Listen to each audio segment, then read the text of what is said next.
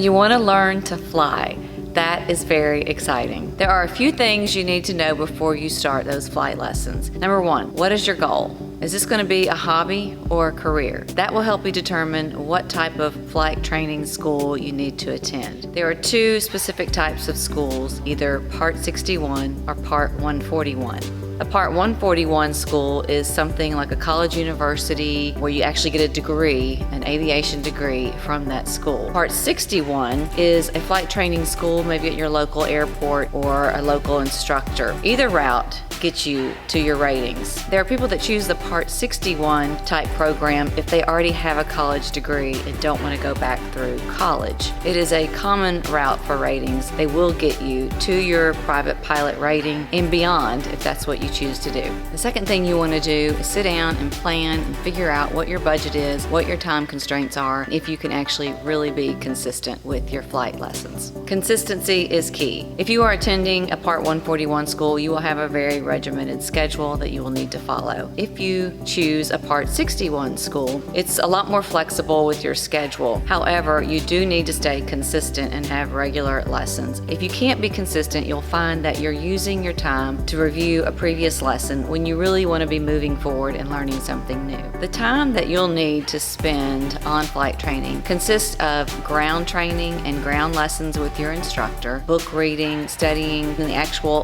flights that you'll be taking where you practice some of the maneuvers, you learn how to take off and fly the airplane. Budgeting will be much more specific with a Part 141 school and their tuition program. At Part 61 school, you have a little more flexibility because it's really set up on your schedule so you can space out your lessons to accommodate your budget. However, remember, you need to stay consistent. You can plan to spend at least $10,000 on your private pilot certificate. The third thing you need to do is find a reputable instructor or flight school. I totally recommend getting a personal recommendation. If you don't know anyone that's been to a flight training school, I would start with a local airport. Ask pilot friends, friends of friends. Anyone where you can get a personal recommendation is going to be much more helpful.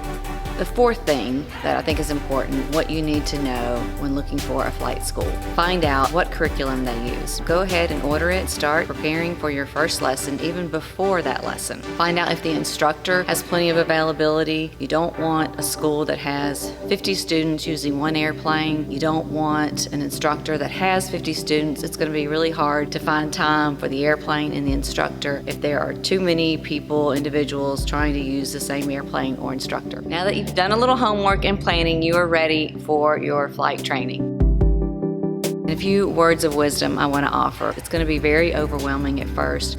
You're going to hear a lot of pilot jargon and aviation acronyms that are going to be a little mind-blowing. Just remember, every pilot started feeling that same way. Call your flight school, call the instructor, and set up that first lesson now.